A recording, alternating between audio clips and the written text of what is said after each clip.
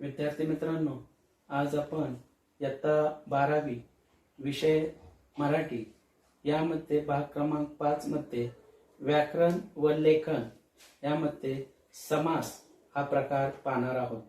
यामध्ये समास व समासाचे प्रकार यापूर्वी आपण पाहिलेले आहेत। त्याच्यातील आज तत्पुरुष समास व तत्पुरुष समासाचे उपप्रकार आज आपण पाहणार आहोत। यासाठी प्रथमतः तत्पुरुष समास म्हणजे काय हे आपण समजून घेऊया।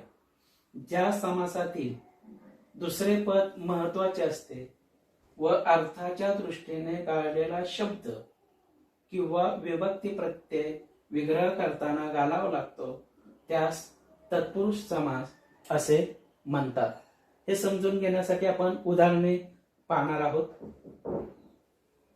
पहिले उदाहरण, मेट्रो रेल्वेचा लोकार्पण सोहळा थाटामाटात पार पडला। हे आपण उदाहरण पाहणार आहोत। तत्पूर्वी विद्यार्थी मित्रांनो, आपल्याला परीक्षेला समास दोन पद्धतीने आपल्याला विचारला जातो। त्यातील पहिला जो प्रकार आहे ते म्हणजे वाक्य दिलं जाईल आणि त्या वाक्यातील समासाचे शब्द आपल्याला ओळखायचा आहे, किंवा आपल्याला एक शब्द दिला जाईल आणि त्याच्यावरून आपल्याला त्या ठिकाणी समासाचा प्रकार हा समजून घ्यायचा आहे। या ठिकाणी आपण उदाहरण घेतलेलं आहे। त्याच्यामध्ये आपण पहा की मुख्य शब्द आहे लोकार्पण। या लोकार्पण सोहळ्यातून वाक्याला अर्थ प्राप्त होतो आणि त्यामुळे या लोकार्पण या शब्दाचा आपल्याला सामासिक विग्रह करून त्याचा आपल्याला समास ओळखायचा आहे। दुसरं उदाहरण आहे ते म्हणजे सुप्रभाती तलावात नीलकमल उमललेले दिसले। याच्यामध्ये नीलकमल हा सामासिक शब्द आहे, त्याचा विग्रह आपल्याला करायचा आणि त्याचा समासाचा प्रकार ओळखायचा आहे। तिसरं उदाहरण आहे, शिक्षण प्रक्रियेत पालक, शिक्षक आणि विद्यार्थी हा आदर्श त्रिकोण आहे। यामध्ये जर आपण पाहिलं तर त्रिकोण हा शब्द आहे, या शब्दाचा विग्रह करून आपल्याला त्याचा समासाचा प्रकार ओळखायचा आहे। मग आपण समासात त्या ठिकाणी या तिन्ही शब्दांचा आपण प्रथमतः विग्रह करून पाहूया। पहिला आहे लोकार्पण, त्याचा सामासिक विग्रह होतो लोकांना अर्पण। दुसरं उदाहरण आहे नीलकमल, त्याचा विग्रह केल्यानंतर होतो नील असे कमल। तिसरं उदाहरण आहे त्रिकोण, तीन कोणांचा समूह। हे तिन्ही उदाहरण जर आपण पाहिले तर त्याचा विग्रह केल्यानंतर आपल्याला वेगवेगळ्या शब्दांचा अनुभव या ठिकाणी होतो। त्याच्यामध्ये पहिल्या उदाहरणामध्ये विग्रह केल्यानंतर लोकांना या ठिकाणी ना हा प्रत्यय लागलेला आहे, तर दुसऱ्या उदाहरणामध्ये असे, तिसऱ्या उदाहरणामध्ये समूह। याच्यातून या सामासिक शब्दातील दुसरे पद महत्वाचे असते याची आपल्याला या उदाहरणावरून जाणीव त्या ठिकाणी होते। मग याच्यावरून समासाचे तीन उपप्रकार पडलेले आहेत। पहिला जो आहे तो विभक्ती तत्पुरुष समास, दुसरा आहे कर्मधारय समास, तिसरा आहे द्विगु समास। हे तिन्ही समास आज आपण सविस्तर समजावून घेणार आहोत। प्रथमतः हे समजावून घेत असताना विभक्ती म्हणजे काय हे आपण समजावून घेऊ। विभक्तीची व्याख्या प्रथमतः पाहू। नाम, सर्वनाम, विकारी शब्द यांचे वाक्यातील क्रियापदाशी येणारे संबंध ज्या रूपाने दाखवले जातात त्यांना विभक्ती असे म्हणतात। आता या विभक्तीमध्ये तीन प्रकार आलेले आहेत, नाम, सर्वनाम आणि विकारी शब्द।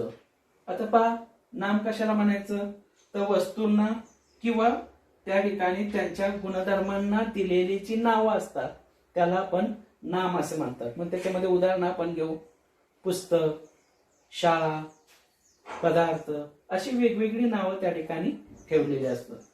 दुसरं आहे ते म्हणजे सर्वनाम। सर्वनाम कशाला म्हणतात तर नामाऐवजी येणाऱ्या शब्दांना सर्वनाम असे म्हणतो। मग ते कोणते? तर उदाहरणार्थ आपण पाहू, हा, ही, हे, तो, ती, ते, त्याचे, तिचे यासारखे शब्द आपण जेव्हा वापरतो त्यांना सर्वनाम असे म्हणतात. तर विकारी शब्द, या विकारी शब्दामध्ये आपल्याला सर्वसाधारणपणे नाम, सर्वनाम, विशेषण आणि क्रियापद असे 4 विकारी शब्द त्या ठिकाणी येतात आणि त्याच्यातून विभक्ती आपल्याला लक्षामध्ये येते. त्यासाठी विभक्तीचा तक्ता आपण प्रथमतः समजावून घेऊया. यामध्ये विभक्ती कोणत्या आहेत?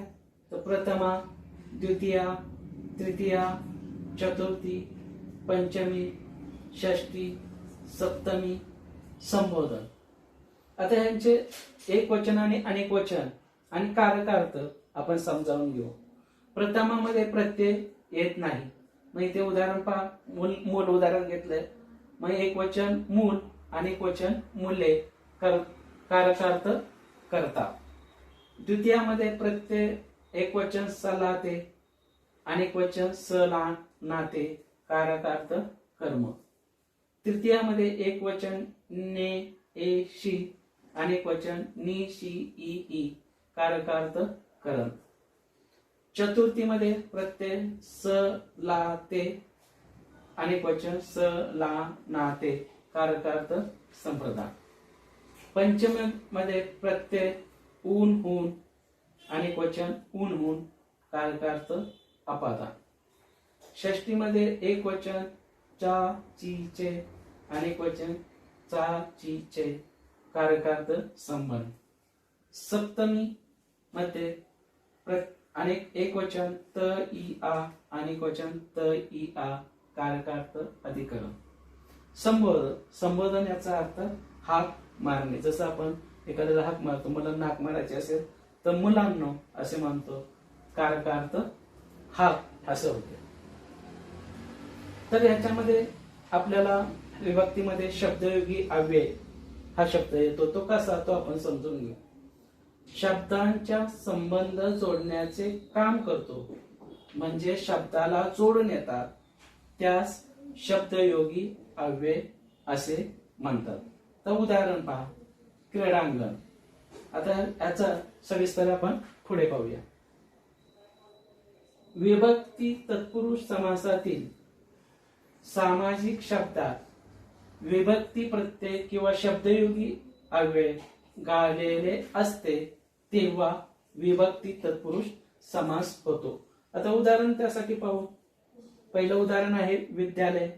विद्यालयाचं विग्रह केल्यानंतर होतं विद्येचे आले. तर दुसरं उदाहरण आहे क्रीडांगण. त्याचा विग्रह केल्यानंतर क्रीडेसाठी आले. आता ह्या 2 उदाहरणाचं पाहिलं तर पहिल्या उदाहरणामध्ये चे हा विभक्ती गाळला आहे. मग चे कुठे येतो आपण विभक्ती प्रत्ययामध्ये पाहिलं तर षष्टीमध्ये आपण पाहिलं की एक वचन चा ची चे, अनेक वचन चा ची चे हा विभक्त त्या ठिकाणी गाळलेला आहे. तर दुसऱ्या उदाहरणामध्ये साठी हे शब्दयोगी अव्यय आलेलं आहे. क्रीडेसाठी आले, याच्यातून साठी हा शब्दयोगी अव्यय असल्याचे आपल्याला दिसून येते. आता त्यासाठी काही उदाहरणं आपण पाहू. पहिलं उदाहरण आहे लोकप्रिय. विग्रह केल्यानंतर लोकांना प्रिय आणि त्याच्यामध्ये विभक्ती प्रत्यय आलेला आहे ना, जो विभक्ती दर्शक अव्यय त्या ठिकाणी दाखवतो. दुसरं उदाहरण आहे कष्टसाध्य. विग्रह केल्यानंतर कष्टाने साध्य, याच्यामध्ये ने हा प्रत्यय लागेल. तिसरं उदाहरण आहे चोर भय. विग्रह केल्यानंतर होतं चोरांपासून भय. पासून हा त्या ठिकाणी शब्दयोगी अव्यय लागलेला आहे. घर मालक, घराचा मालक, इथे चा हा प्रत्यय लागलेला. नाट्यग्रह, नाट्यासाठी ग्रह, इथे साठी हा शब्दयोगी अव्यय या ठिकाणी विभक्ती दर्शक म्हणून लागलेला आहे. पुढील उदाहरण वन भोजन. विग्रह केल्यानंतर वनाती भोजन, तील हा विभक्ती दर्शक अव्यय या ठिकाणी लागल्याचं दिसून येते. यातून आपल्याला कशा पद्धतीने विग्रह करायचा आणि त्याच्यातून कोणता प्रत्यय लागलेला आहे हे आपल्याला समजलं की आपल्याला लक्षामध्ये येईल की ते जो समासाचा प्रकार आहे तो कोणता आहे, हा आपल्याला सविस्तर समजण्यास मदत होईल. यासाठी काही विभक्ती तत्पुरुष समासाचे उदाहरणं या ठिकाणी आहेत. ही उदाहरणं तुम्ही व्यवस्थितपणे त्या ठिकाणी सोडवली की तुम्हाला निश्चितच हा विभक्ती तत्पुरुष समास निश्चितच समजेल. पुढे जाऊया. दुसरा जो उपप्रकार आहे तो कर्मधारय समास. त्याची प्रथमतः व्याख्या समजावून घेऊ. ज्या तत्पुरुष समासातील दोन्ही पदे एकाच विभक्ती म्हणजे साधारणतः प्रथमा विभक्तीमध्ये आपण जर पाहिलं तर प्रथम एक वचन अनेक वचन काहीच नाही आणि त्यातील एक पद विशेषण व दुसरे नाम असते, त्यास कर्मधारय समास असे म्हणतात. उदाहरणार्थ आपण पाहू. नीलकमल. नील हे पहिले पद विशेषण, तर कमल हे दुसरे आपल्याला नाम असे जाणवतं. त्याचा जर विग्रह केला तर काय होईल, तर नील असे कमळ असे याच्यातून आपल्याला हा जो समास आहे तो कर्मधारय समास आहे हे आपल्याला ओळखता येते. याची काय अन्य उदाहरणे पाहू. आपण जर वेशांतर हा शब्द दिला तर त्याचा विग्रह काय होईल, अन्य असा वेश, म्हणून हा समास कर्मधारय समास. दुसरं उदाहरण दुष्काळ. दू म्हणजे वाईट, दू असा काळ. एखाद्याने चुकून वाईट लिहिलं तरी ते बरोबर आहे, वाईट असा काळ. मान धन. मान हेच धन. निळा सावळा. निळा सावळा असा. ही सगळी जी उदाहरणं आहेत ती कर्मधारय समासाची उदाहरणे आहेत. या कर्मधारय समासाची काही आपल्याला उदाहरणं या ठिकाणी दिलेली आहेत. ही उदाहरणं तुम्ही व्यवस्थित सोडवले की तुम्हाला कर्मधारय समास हा सहज समजेल. याच्यामध्ये पहा, मुखचंद्रमा, दीर्घकाळ, महाराष्ट्र, महात्मा. यातलं एक उदाहरण आपण पाहू. उदाहरणार्थ महाराष्ट्र, पण त्याचा विग्रह काय होईल, महान असा राष्ट्र, म्हणून ते कर्मधारय समास. श्यामसुंदर, महादेव, सुदेव, पांढरा, शुभ्र. उदाहरणार्थ आपण घेऊ महादेव, त्याचा विग्रह काय होईल, महान असा देव, कर्मधारय समास. इथे कृष्ण विवर, भारत माता, ज्ञानामृत, तपोधन. त्यातले एक उदाहरण आपण घेऊ, ज्ञानामृत. त्याचा विग्रह काय होईल, ज्ञान हेच अमृत, म्हणून हा कर्मधारय समास. पुढे विद्याधन, महर्षी, महाराज, गुणीजन. यातलं एक उदाहरण आपण घेऊ, विद्याधन. विद्या हेच धन. अशा पद्धतीने जर तुम्ही कर्मधारय समासाची ही सर्व उदाहरणे सोडवली तर तुम्हाला त्या ठिकाणी कर्मधारय समास ओळखण्यात आणखी सोयीस्कर जाईल. आता याच्यातला तिसरा उपप्रकार आहे तो म्हणजे द्विगु समास. ज्या तत्पुरुष समासातील पहिले पद संख्या विशेषण म्हणजे ज्या शब्दामध्ये संख्या दर्शवलेली आहे असते त्या सामाजिक शब्दावरून एका समुच्चयाचा समूह बोध होतो तेव्हा त्यास द्विगु समास असे म्हणतात. म्हणजे ज्यावेळेला तुम्हाला उदाहरण दिलं जाईल त्यावेळेला त्या उदाहरणामध्ये संख्या दर्शवली जाईल आणि त्या संख्येतून आपल्याला समूहाचा बोध होतो हे आपल्याला जाणवतं. त्यासाठी उदाहरण घेऊ. दश दिशा.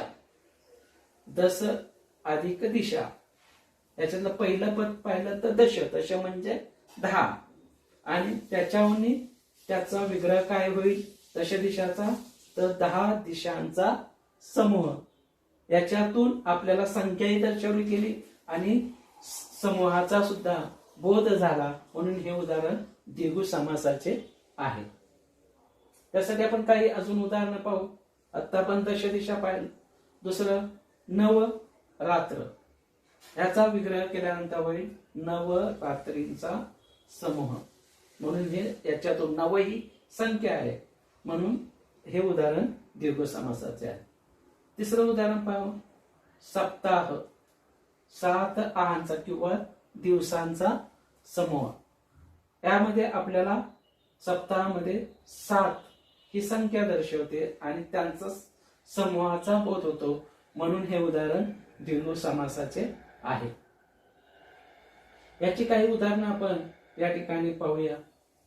ही जी उदाहरणं आहेत, ही उदाहरणं द्विगु समास ओळखण्यासाठी आणि तुम्हाला ते समजून घेण्यासाठी उपयुक्त ठरणार आहेत. पहिला आहे द्विदल, चौकोन, सप्तसिंधू, पंचपाळे. यातले एक उदाहरण आपण या ठिकाणी घेऊया. उदाहरणार्थ घेऊ पंचपाळे. याचा जर विग्रह केला तर काय होईल? पंचपाळांचा समूह, म्हणून हे उदाहरण दीर्घ समासाचे आहे. यामध्ये पहा त्रिखंड, पंचगंगा, सप्तस्वर्ग, अष्टकोन. यामध्ये आपण पहिलं उदाहरण घेऊ त्रिखंड. त्रि म्हणजे 3, 3 खंडांचा समूह, त्याचा समास होईल दीर्घ समास. पुढे उदाहरण पाहूया. त्रिकोण, षटकोन, सप्तपदी, आठवडा. यामध्ये आपण पाहूया षटकोन. षटकोन, षट म्हणजे 6, 6 कोणांचा समूह, म्हणून हा समास दीर्घ समास. त्यानंतर पाहूया त्रिभुवन, षण्मास, पंचारती, दशदिशा. याच्यामध्ये आपण दशदिशा हे उदाहरण पाहिलं. अशा प्रकारे जर आपण उदाहरणं सोडवली तर जेथे संख्यांचा बोध होतो आणि समूह दर्शवला जातो त्याला द्विगु समास असे या ठिकाणी म्हटले जाते. अशा प्रकारे विद्यार्थी मित्रांनो, आपण विभक्ती तत्पुरुष समास म्हणजे काय व विभक्ती तत्पुरुष समासाचे 3 प्रकार आपण या ठिकाणी पाहिलेले आहेत. हे याची उदाहरणं आपण सोडवायची आहेत. आपल्याला निश्चितच या ठिकाणी विभक्ती तत्पुरुष समास समजला असेल असे मी समजतो. धन्यवाद.